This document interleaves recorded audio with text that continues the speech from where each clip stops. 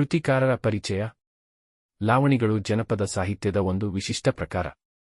ವೀರತನ, ಸಾಹಸವನ್ನು ವರ್ಣಿಸುವುದರಿಂದ ಲಾವಣಿ ಎಂದರೆ ವೀರಗೀತೆ ಎಂದು ಕರೆಯುವುದು ವಾಡಿಕೆ. ಏಕ ಘಟನೆಯನ್ನಾಧರಿಸಿದ್ದು ಕಥನಾತ್ಮಕವಾಗಿರುವ ಲಾವಣಿಗಳು ಹಾಡಿನ ರೂಪದಲ್ಲಿ ಕಟ್ಟಿದ ಕತೆ. ಜನಸಾಮಾನ್ಯರು ರಚಿಸಿರುವ ಲಾವಣಿಗಳು ವಸ್ತುನಿಷ್ಠವಾಗಿರುತ್ತವೆ. ಹಿಂದಿನಿಂದ ವಾಕ್ಪರಂಪರೆಯಲ್ಲಿ ಉಳಿದು ಬಂದಿದ್ದು ಐತಿಹಾಸಿಕ ಮಹತ್ವ ಪಡೆದಿವೆ. ಗದ್ಯದ ಹೊಳಹನ್ನು, ಭಾವಗೀತದ ಸತ್ವವನ್ನು ಹೊಂದಿರುವ ಲಾವಣಿಗಳು ಧ್ವನಿ ರಮ್ಯತೆಯನ್ನು, ಅರ್ಥ ಸೌಂದರ್ಯವನ್ನು ಹೊಂದಿವೆ. ಪ್ರಸ್ತುತ ಲಾವಣಿಯನ್ನು ಡಾ. ಬಿ.ಎಸ್. ಗದ್ದಗಿಮಠ ಅವರ ಕನ್ನಡ ಜನಪದ ಗೀತೆಗಳು ಕೃತಿಯಿಂದ ಆಯ್ದು ಸಂಪಾದಿಸಿ ನೀಡಲಾಗಿದೆ. ಕಾವ್ಯ ಪರಿಚಯ. ಕನ್ನಡ ನಾಡಿನ ಮೇಲೆ ಪರಗಡಿಗಳಿಂದ ದಾಳಿ ದಂಗೆ ನಡೆಯುತ್ತಿದ್ದವು. ವೀರರು ಅವುಗಳನ್ನು ತಡೆದು ಕನ್ನಡಿಗರ ಗೌರವವನ್ನು ಉಳಿಸಿದ್ದಾರೆ. ತ್ಯಾಗ, ಬಲಿದಾನಗಳಿಂದ ಅಮರರಾಗಿದ್ದಾರೆ. ಇಂತಹ ವೀರ ಕಲಿಗಳ ವೀರಸಾಹಸ, ಉಜ್ವಲ ಜೀವನವನ್ನು ವರ್ಣಿಸುವ ಕಥನಾತ್ಮಕ ಕಾವ್ಯಗಳೇ ಲಾವಣಿಗಳು. ಜನತೆಯನ್ನು ಹುರಿದುಂಬಿಸಲು ಸಲುಗೀತೆಗಳನ್ನು ಕಟ್ಟಿಹಾಡಿದ್ದಾರೆ. ಊರುಗಳನ್ನೇ ಅವರಿಗೆ ಅಂಕಿತಗೊಳಿಸಿದ್ದಾರೆ. ಹಲಗಲಿಯ ಬೇಡರ ಲಾವಣಿ ಅದಕ್ಕೊಂದು ನೈಜ ನಿದರ್ಶನ. ಹಲಗಲಿಯು ಬೇಡರ ಊರು. ಮುಧೋಳ ಸಂಸ್ಥಾನದಲ್ಲಿದ್ದು ಇಂದಿನ ಬಾಗಲಕೋಟೆ ಜಿಲ್ಲೆಗೆ ಸೇರಿದೆ. ಅಂದು ಕಲಾದಗಿಯು ಜಿಲ್ಲೆಯ ಸ್ಥಾನ ಹೊಂದಿತ್ತು. ಇಲ್ಲಿಂದ ಉತ್ತರಕ್ಕೆ 5-6 ಕಿಲೋಮೀಟರ್ ದೂರದಲ್ಲಿ ಹಲಗಲಿ ಇದೆ. ಹಲಗಲಿಯ ಬಂಟರ, ಹತಾರ, ಕದನ ಎಂಬ ವೀರರ ಸಂಯುಕ್ತವಾದ ಹಾಡುಗಳೇ ಹಲಗಲಿ ಬೇಡರ ಲಾವಣಿಗಳು. ವ್ಯಾಪಾರಕ್ಕಾಗಿ ಭಾರತಕ್ಕೆ ಬಂದ ಬ್ರಿಟಿಷರು ಆಡಳಿತ ಸೂತ್ರ ಹಿಡಿದರು. 1857ರ ಪ್ರಥಮ ಸ್ವಾತಂತ್ರ್ಯ ಸಂಗ್ರಾಮದ ಅನಂತರ ಭಾರತೀಯರ ಮೇಲೆ ನಿಶ್ಶಸ್ತ್ರೀಕರಣದ ಹುಕುಮನ್ನು ಹೊರಡಿಸಿದರು. ಈ ಶಾಸನದ ಪ್ರಕಾರ ಸರ್ಕಾರದ ಅನುಮತಿಯಿರದೆ ಭಾರತೀಯರು ಶಸ್ತ್ರಾಸ್ತ್ರಗಳನ್ನು ಹೊಂದುವಂತಿಲ್ಲ ಮತ್ತು ತಮ್ಮಲ್ಲಿರುವ ಆಯುಧಗಳನ್ನು ಸರ್ಕಾರಕ್ಕೆ ಒಪ್ಪಿಸಬೇಕು ಎಂಬುದಾಗಿತ್ತು. ಈ ಹುಕುಮನ್ನು ವಿರೋಧಿಸಿ ಅಲ್ಲಲ್ಲಿ ದಂಗೆಗಳಾದವು. ಹಲಗಲಿಯ ರಾಮ, ಬಾಲ, ಹನುಮ, ಜಿಡಗ ಮೊದಲಾದ ವೀರರು ತಮ್ಮಲ್ಲಿರುವ ಆಯುಧಗಳನ್ನು ಕೊಡಲೊಪ್ಪದೆ ದಂಗೆ ಎಬ್ಬಿಸಿ ಹೆಬಲಕ್ ಎಂಬ ಅಧಿಕಾರಿಯನ್ನು ಕೊಲೆಗೈದರು. ಇದರಿಂದ ಕ್ರೋಧಗೊಂಡ ಕಾರಸಾಹೇಬ ಕಲಾದಗಿಯಿಂದ ದಂಡು ಕಳುಹಿಸಿ ಹಲಗಲಿಯನ್ನು ಮುತ್ತಿ ದಂಗೆ ಎದ್ದವರನ್ನು ಬಗ್ಗುಬಿಡಿದನು. ಕಂಪನಿ ಸರ್ಕಾರದ ದೌರ್ಜನ್ಯವನ್ನು ವಿರೋಧಿಸಿದ ಕಥಾನಕವೇ ಈ ಲಾವಣಿ. ಜನಪದ ಸಾಹಿತ್ಯ ಶ್ರೀಸಾಮಾನ್ಯನ ಅನುಭವ ಹಾಗೂ ಕ್ರಿಯೆಯೊಂದಿಗೆ ಸಹಜ ಸ್ಫೂರ್ತಿಯಿಂದ ಹೊರಹೊಮ್ಮಿದ ನುಡಿಮುತ್ತು. ಶಿಷ್ಟ ಸಾಹಿತ್ಯಕ್ಕೆ ಜನಪದ ಸಾಹಿತ್ಯವೇ ಮೂಲ ಪ್ರೇರಣೆ. ಅದರಲ್ಲಿ ಜನಪದ ಗೀತೆಗಳಿಗೆ ಅಗ್ರಸ್ಥಾನ. ಜನಪದ ಕತೆ, ಗಾದೆ, ಒಗಟು ಮತ್ತು ಲಾವಣಿಗಳು ಪ್ರಮುಖ ಪ್ರಕಾರಗಳು. ನಾಡು, ನುಡಿಗಾಗಿ ಶ್ರಮಿಸಿದ ಸಾಧಕರನ್ನು ಕುರಿತ ವ್ಯಕ್ತಿಚಿತ್ರಗಳು ಹಾಗೂ ಐತಿಹಾಸಿಕ ವಿವರಗಳನ್ನು ಅಭಿವ್ಯಕ್ತಿಸುವಲ್ಲಿ ಲಾವಣಿಗಳಿಗೆ ಪ್ರಮುಖ ಸ್ಥಾನ. ವಾಣಿಜ್ಯ ಮೂಲವನ್ನಿರಿಸಿಕೊಂಡು ಭಾರತಕ್ಕೆ ಆಗಮಿಸಿದ ಬ್ರಿಟಿಷರು ಸಿಪಾಯಿ ದಂಗೆಯ ಅನಂತರ ನಿಶ್ಶಸ್ತ್ರೀಕರಣ ಕಾಯ್ದೆಯನ್ನು ಜಾರಿಗೆ ತಂದರು. ಸ್ವಾತಂತ್ರ್ಯ ಪ್ರಿಯರಾಗಿದ್ದ ಹಲಗಲಿಯ ಬೇಡರು ಕಾಯ್ದೆಯನ್ನು ವಿರೋಧಿಸಿ ಹುತಾತ್ಮರಾದರು. ಆ ಸಂದರ್ಭದಲ್ಲಿ ಅನಕ್ಷರಸ್ಥ ಸಮುದಾಯದಲ್ಲಿದ್ದ ಸ್ವಾತಂತ್ರ್ಯ ಪ್ರೇಮವನ್ನು ಪರಿಚಯಿಸಿ ದೇಶ ಪ್ರೇಮವನ್ನು ವಿದ್ಯಾರ್ಥಿಗಳಲ್ಲಿ ಬೆಳೆಸುವುದು ಇಲ್ಲಿನ ಆಶಯ.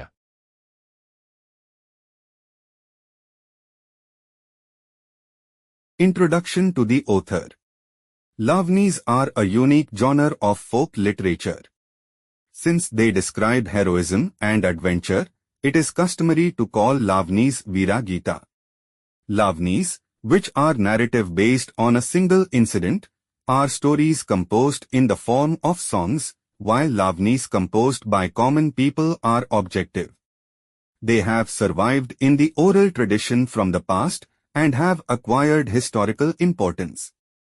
Lavnis, which have the brilliance of prose and the essence of lyrical songs, have the beauty of sound and meaning. The present Lavani has been selected and edited from the work of Dr. B.S. Gaddagimatha's Kannada folk songs. Introduction to poetry.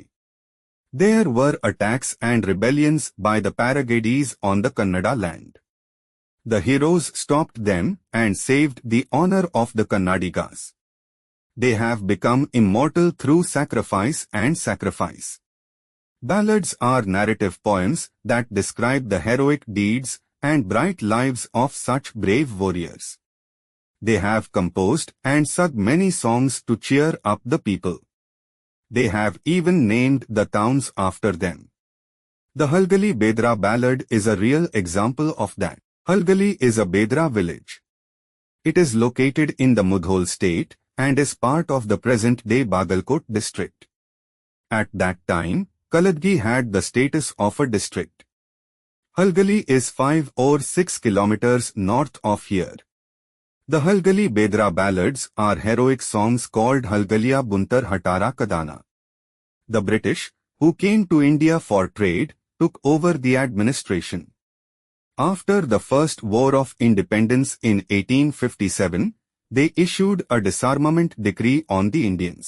According to this law, Indians could not possess weapons without the permission of the government and had to surrender their weapons to the government. Rebellions broke out in various places in protest against this law. The heroes of Halgali, Rama, Bala, Hanuma, Jagga, etc. did not want to give up their weapons and raised a rebellion and killed an officer named Hebalat. Angered by this, Karsahib sent a force from Kaladgi and crushed the rebels. This ballad is a story that opposed the tyranny of the company government. Folk literature is a collection of words that emerged from the experience and actions of the common man and his natural inspiration. Folk literature is the original inspiration for literary literature. Among them, folk songs occupy the top position. Folk stories, proverbs, riddles and ballads are also important genres. Ballads play an important role in expressing the personal stories of the achievers who worked for the country and the language, as well as historical details. The British, who came to India with a commercial background, implemented the Disarmament Act after the Sepoy Mutiny. The freedom-loving Halgali Bedar became martyrs opposing the act. The hope here is to introduce the love of freedom that existed in the illiterate community at that time and to instill patriotism in the students.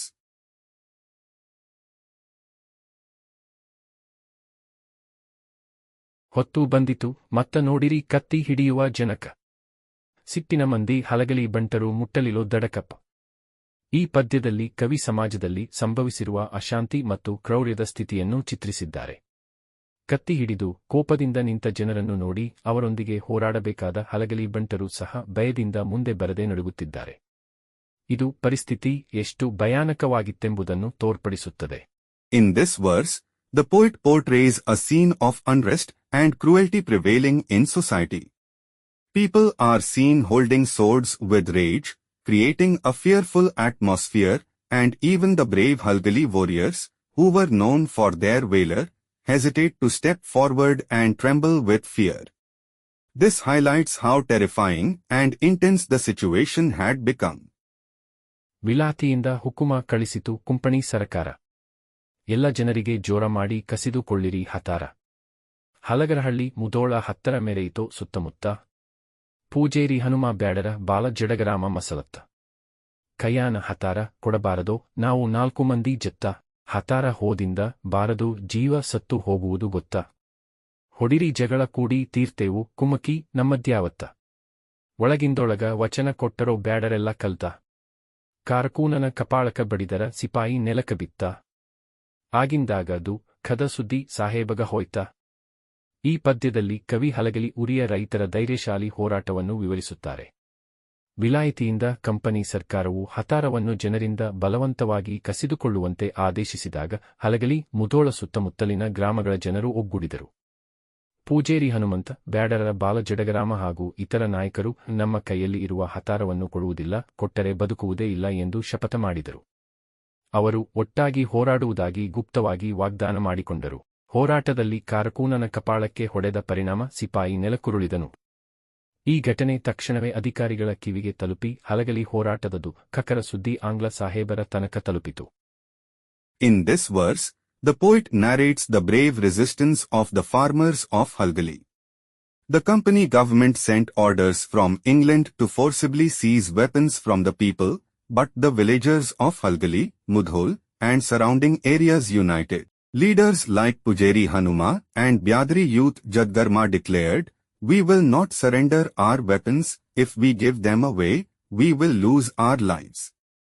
They secretly vowed to fight together with determination. In the clash, a blow struck the official on the head, and a soldier fell dead on the ground.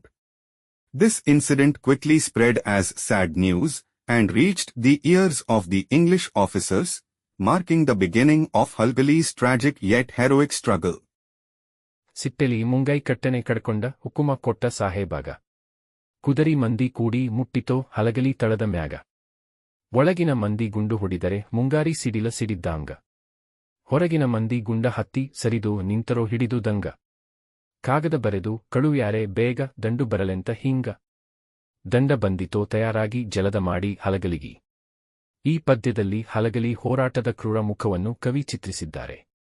ಸಾಹೇಬನ ಆದೇಶದಿಂದ ಕೋಪದಿಂದ ಮುಂಗೈ ಕಟ್ಟಿಕೊಂಡು ಕುದುರೆ ಸೈನ್ಯ ಹಲಗಲಿಯ ಕಡೆಗೆ ದಾಳಿ ಮಾಡಿದವು. ಹಳ್ಳಿಯೊಳಗಿನ ಹೋರಾಟಗಾರರು ಗುಂಡು ಹಾರಿಸಿದಾಗ ಅದು ಮಳೆಗಾಲದ ಸಿಡಿಲಿನಂತೆ ಘೋರವಾಗಿ ಮೊಳಗಿತು. ಹೊರಗಡೆ ನಿಂತಿದ್ದವರು ಶಸ್ತ್ರ ಹಿಡಿದು ದಂಗೆಯಾಗಿ ಎದುರಿಸಿದರು. ತಕ್ಷಣವೇ ಸಹಾಯ ಪಡೆಯಲು ಪತ್ರ ಬರೆದು ಕಳುಹಿಸಲಾಯಿತು. ಕೊನೆಗೆ ದೊಡ್ಡ ಸೇನೆ ತಲುಪಿ ಯುದ್ಧಕ್ಕೆ ಸಿದ್ಧವಾಗಿ ಹಲಗಲಿಯ ಮೇಲೆ ಭೀಕರ ದಾಳಿ ನಡೆಸಿತು.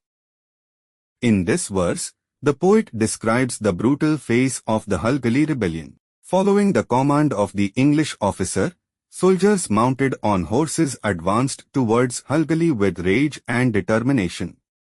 The rebels inside the village fired bullets, which roared like thunder in the rainy season, while those outside picked up arms and resisted with fierce defiance.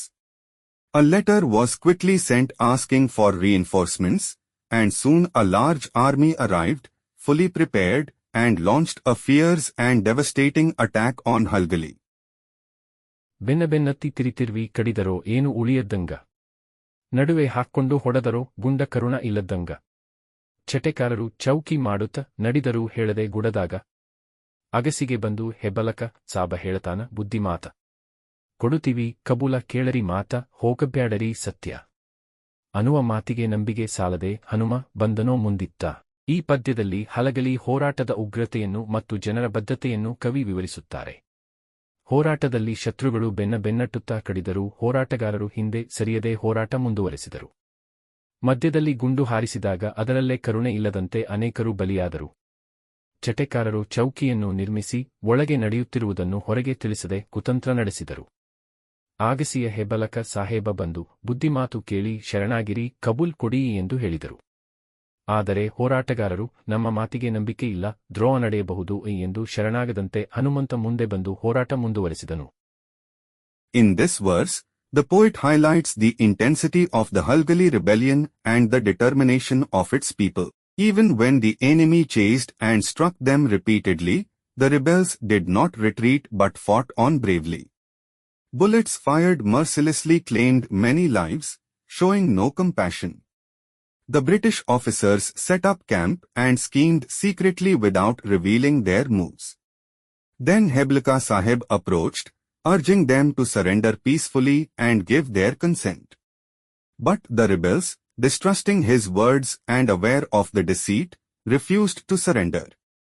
At that crucial moment, Hanuma stepped forward with courage, continuing the fight against the oppressors. ಜಡಗ ಹೇಳುತ್ತಾನೋ ಹೊಡೆಯಿರಿ ಇವರ ಪೂರಾ ಘಾತಕರ. ಈ ಸವಾಸಘಾತಕ ಮಾಡಿದರಿವರ ನಂಬಿಗಿಲ್ಲ ನಮಗ ಪಿತೂರ. ಮೋಸ ಮಾಡಿ ನಮ್ಮ ದೇಶ ಗೆದಿತಾರೋ ಮುಂದ ನಮಗ ಗೋರ. ಅಂದು ಹೊಡೆದಾನೋ ಒಂದು ಗುಂಡಿಗೆ ಆದ ಸಾಹೇಬನ ಟಾರ. ಕಾರ ಸಾಹೇಬ ಬೆಂಕಿ ಚೂರಾದ ಲೂಟಿ ಮಾಡಂತನೋ ಊರ. ಸಿಟ್ಟಲೆ ಹೊಡೆದರು ಸಿಡಿಲಿಸಿಡಿದ್ದಂಗ ಗುಂಡು ಸುರಿದಾವ ಭರಪೂರ. ಹನುಮ ಹೇಳತಾನ ಗುಂಡು ಹೊಡಿದು ಕೆರೆಕೆಡವು ನಷ್ಟ ಬಾರ. ಈ ಪದ್ಯದಲ್ಲಿ ಹಲಗಲಿ ಹೋರಾಟದ ಭೀಕರ ಕ್ಷಣವನ್ನು ಕವಿ ಚಿತ್ರಿಸಿದ್ದಾರೆ. ಜಡಗರಾಮನು ಇವರು ನಮ್ಮ ದೇಶದ ಘಾತಕರು, ಮೋಸ ಮಾಡಿ ದೇಶವನ್ನು ಗೆದ್ದವರು, ಇವರಿಗೆ ನಂಬಿಕೆ ಇಲ್ಲ, ಇವರೆಲ್ಲರನ್ನೂ ಹೊಡೆದು ಬೀಳಿಸೋಣ ಎಂದು ಘೋಷಿಸುತ್ತಾನೆ. ಆಗ ನಡೆದ ಹೋರಾಟದಲ್ಲಿ ಒಂದು ಗುಂಡಿನಿಂದ ಸಾಹೇಬನ ಟಾರ ಬಿದ್ದನು. ಕಾರ ಸಾಹೇಬನ ಊರನ್ನು ಬೆಂಕಿ ಹಚ್ಚಿ ಲೂಟಿ ಮಾಡಲಾಯಿತು.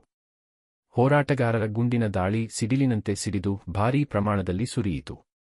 ಈ ವೇಳೆ ಹನುಮಂತನು ತನ್ನ ಸಂಗಾತಿಗಳಿಗೆ ಗುಂಡು ವ್ಯರ್ಥವಾಗಿ ಹಾರಿಸಬೇಡಿ, ಕೆರೆ ಕೆಡಿಸಬೇಡಿ, ಹಾನಿ ಆಗಬಾರದು ಎಂದು ಎಚ್ಚರಿಕೆ ನೀಡಿದನು.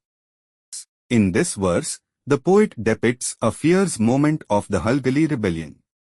Jadag Rama declared, "These are traitors who deceived and conquered our land, they cannot be trusted, let us strike them down." In the battle that followed, one bullet killed the officer Tara Sahib.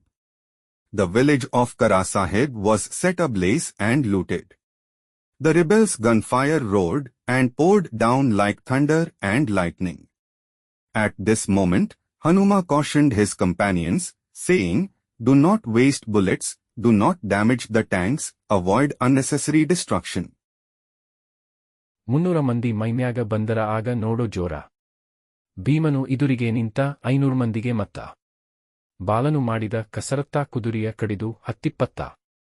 ರಾಮನ ಕಡಿತ ವಿಪರೀತ. ಕಾಲುವೆ ಹರಿತೋ ರಕ್ತ. 1000 ಆಳಿಗೆ ಒಬ್ಬ ಕೂಗತಾನೋ ಕಡಿಕಡಿರಿ ಅಂತ ಮತ್ತ.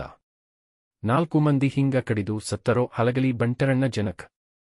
ಈ ಪದ್ಯದಲ್ಲಿ ಹಲಗಲಿ ಹೋರಾಟದ ಅತಿ ಭೀಕರ ಯುದ್ಧದ ಕ್ಷಣಗಳನ್ನು ಕವಿ ವಿವರಿಸುತ್ತಾರೆ. ಸುಮಾರು 300 ಮಂದಿ ಸೈನಿಕರು ದಾಳಿ ಮಾಡಿದಾಗ ಭೀಮನು 500 ಜನರ ವಿರುದ್ಧ ಶೂರತನದಿಂದ ನಿಂತನು. ಬಾಲನು ಕುದುರೆಯ ಮೇಲೆ ಅದ್ಭುತ ಕಸರತ್ತು ತೋರಿಸಿ ಶತ್ರುಗಳನ್ನು ಕಡಿದು ಬೀಳಿಸಿದನು. ರಾಮನ ಕತ್ತಿಯ ಪ್ರಹಾರದಿಂದ ಭೀಕರ ರಕ್ತಪಾತ ಉಂಟಾಗಿ ಕಾಲುವೆಯೇ ರಕ್ತದಿಂದ ಹರಿಯಿತು. 1000 ಜನರ ಮಧ್ಯೆ ಒಬ್ಬನು ಕಡಿದು ಬೀಳಿಸಿ ಹೋರಾಡಿರಿಯೇ ಎಂದು ಕೂಗಿದಾಗ 4 ಮಂದಿ ಹಲಗಲಿ ಬಂಟರು ಶೂರತನದಿಂದ ಪ್ರಾಣ ತ್ಯಾಗ ಮಾಡಿದರು. ಈ ಮೂಲಕ ಹಲಗಲಿ ಹೋರಾಟಗಾರರ ಅಪ್ರತಿಮ ಶೌರ್ಯ ಮತ್ತು ಬಲಿದಾನವನ್ನು ಕವಿ ಮನಮುಟ್ಟುವಂತೆ ವರ್ಣಿಸುತ್ತಾರೆ. In this verse, the poet narrates the most dreadful moments of the Halgali battle.